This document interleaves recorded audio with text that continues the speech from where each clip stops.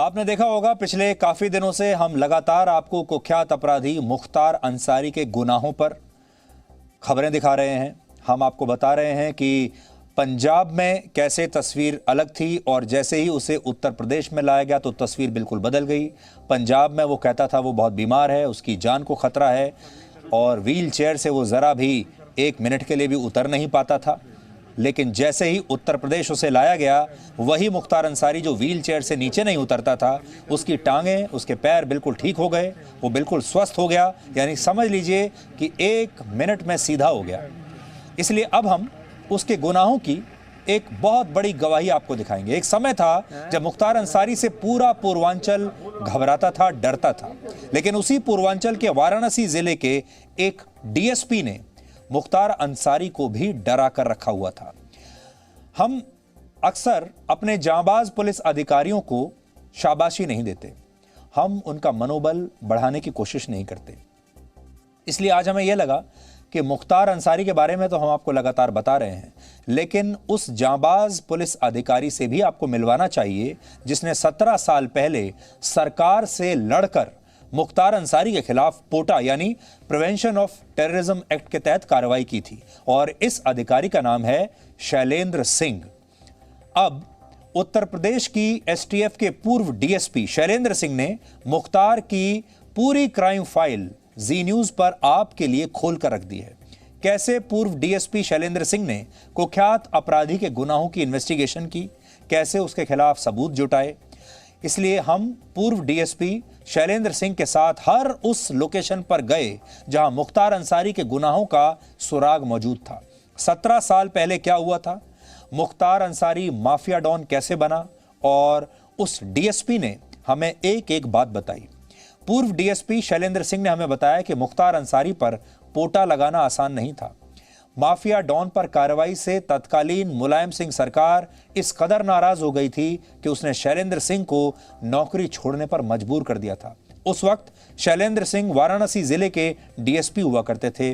आज आप इस रिपोर्ट में देखेंगे तो आपको दो चीजें समझ में आएंगी। पहला, मुख्तार अंसारी अब तक बचता कैसे आया, और दूसरा ये कि पहले और अब की सरकारों में क्या फर्क आया है। बहुत सारी स्टोरीज आप देखते हैं, बहुत सारी चीज़ों को आप समझते हैं, लेकिन आज एक व्यक्ति से आपका मिलना बहुत ज़रूरी है।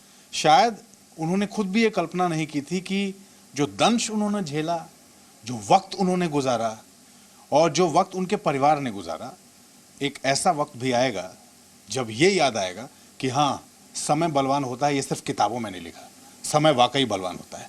आज हम आपको मिलवाने जा रहे हैं उत्तर प्रदेश के पूर्व डीएसपी शैलेंद्र सिंह से। बहुत बहुत स्वागत है। सबसे पहले बहुत बहुत धन्यवाद आपका कि आप हमारी बात दर्शकों तक ले जा रहे हैं। और आज मैं जो कहना चाहूँगा वो केवल व्यक्तिगत बात नहीं होगी, एक समाज हित से जुड़ी बात होगी जिसका बड़ा व्यापक दृष्टिकोण होगा। आपको याद होगा 2003 में लखनऊ में कैंट थाना क्षेत्र में सुबह सुबह मतलब उजाला हो चुका था, ये सूचना आई कि मुख्तार अंसारी और कृष्णानंद राय के बीच में क्रॉस फायरिंग हुई है। दोनों लोग का वर्चस्व की लड़ाई चलती थी पूर्वांचल में। और इस फायरिंग के बाद हम लोग एसटीएफ में थे उस समय, बहुत एक हड़कंप मच गया कि भाई अगर राजधानी में इस तरह से दिन दहाड़े फायरिंग हो रही है, क्रॉस फायरिंग हो रही है, तो पूरे प्रदेश में और खासकर पूर्वांचल में क्या होगा।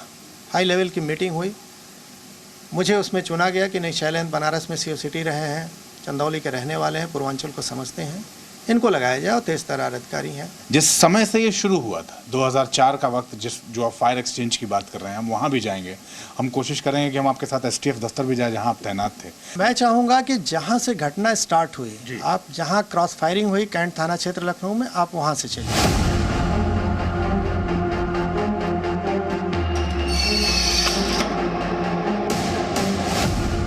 ये लोकेशन इसलिए इम्पॉर्टेंट है कि पूरी कहानी यहीं से स्टार्ट हुई थी। 2003 लास्ट में मुख्तार अंसारी और कृष्णानंद के बीच में फायरिंग, एक आदमी बनारस से आ रहा था, दूसरे लखनऊ जा रहे थे, और आमने सामने देख के इन लोगों ने दूसरे पर फायरिंग शुरू कर दी। अब मुझे वो याद आ रहा है कि उस समय बनारस से शायद मुख्तार आ रहा था, लखनऊ से कृष्णानंद जा रहे थे। उन दोनों को पता था कि वो दोनों इसी रास्ते?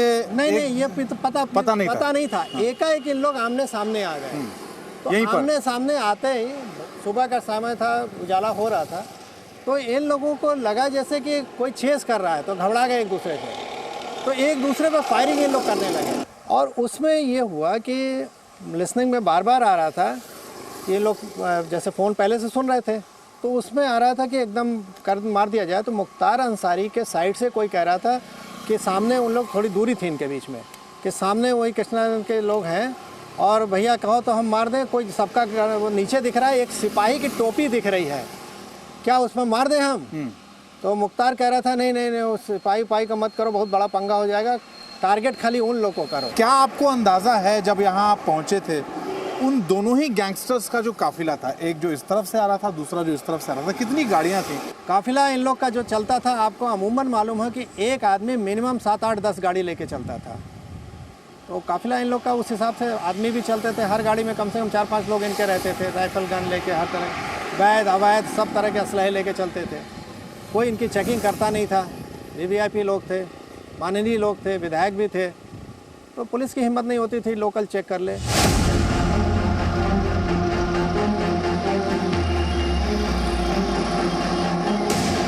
तो अब हमारा दूसरा पड़ाव लखनऊ का STF headquarters, special task force मुख्यालय, जहां तैनात रहे, एसटीएफ में तैनात रहे, और एसटीएफ में तैनाती के दौरान ही वाराणसी भेजा गया शैलेंद्र सिंह को मुख्तार अंसारी की सर्विलांस के लिए कि चीज़ें क्या चल रही हैं। इतने दिन हो गए, कभी एसटीएफ के दफ्तर उसके बाद आना हुआ जब आपने इस्तीफ़ा दिया उसके बाद से? नहीं, मैं तो कभी नहीं आया। आपसे पहले भी बताया कि जब रिज़ाइन मैंने किया तो मुझसे जो शुभचिंतक थे उन लोग बात भी करते थे, तो उनको बुला के धमकाया जाता था कि आप लोग शैलेंद्र के संपर्क में हैं, आप लोग के खिलाफ कार्रवाई हो जाएगी, उनसे कोई मिले ना। आपको यहाँ बुलाया गया और उसके बाद एक टास्क दिया गया, वो टास्क क्या था और उस टास्क के बाद फिर आपकी तैयारी क्या थी उस टास्क को लेकर? आप बिल्कुल सही है, मुझे एक टास्क दिया गया था कि सर्विलांस करना है। एसटीएफ का ऑफिस में ही सब बैठ के सर्विलांस होता था। उस समय कोई जोन नहीं था, पूरा एक ही हेडक्वार्टर होता था लखनऊ, यहीं पूरी टीम बैठ के काम करती थी। यहीं से फिर जब ये एलएमजी का बात आई 17 जनवरी 2004 के आसपास, कि अब यहाँ से फिर टीम बना के हुआ कि आप लोग इसको फील्ड में जाइए और करिए। तो एसटीएफ ऑफिस में ही लिसनिंग की गई, यहीं से बैठ के अधिकारियों के साथ पूरी स्ट्रेटजी बनी। हमारी जो टीम थी हमारे नेतृत्व में यहाँ बनाई गई कि जो फील्ड में अब काम करनी है, जिनको अधिकारियों को मांगा उनको दिया गया।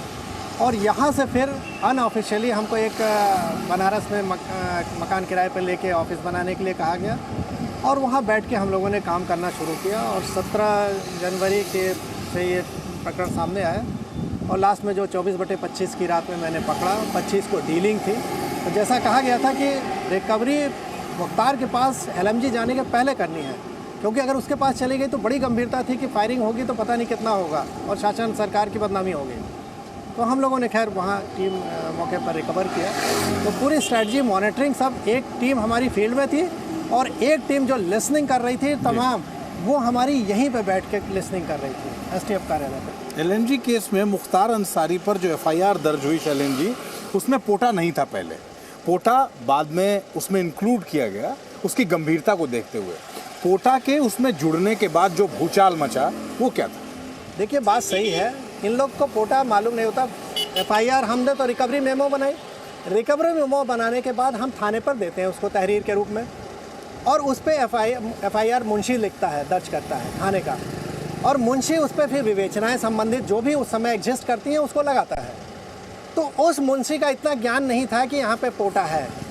फिर हम लोगों ने उसको रिप्रेजेंट किया, कानून दिखाया, किताब दिखाया कि देखो ये पोटा का गजट हुआ है, केंद्र सरकार का लगाया हुआ है, यहाँ चालू लागू है। तो उसने उसको पोटा फिर आगे उसमें दर्ज किया बयान, अरे वो धाराओं में।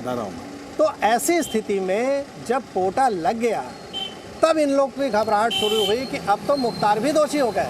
आर्म्स एक्ट में तो जो बात कर रहा है वो दोषी नहीं है, जिसके पास रिकवरी वो दोषी है।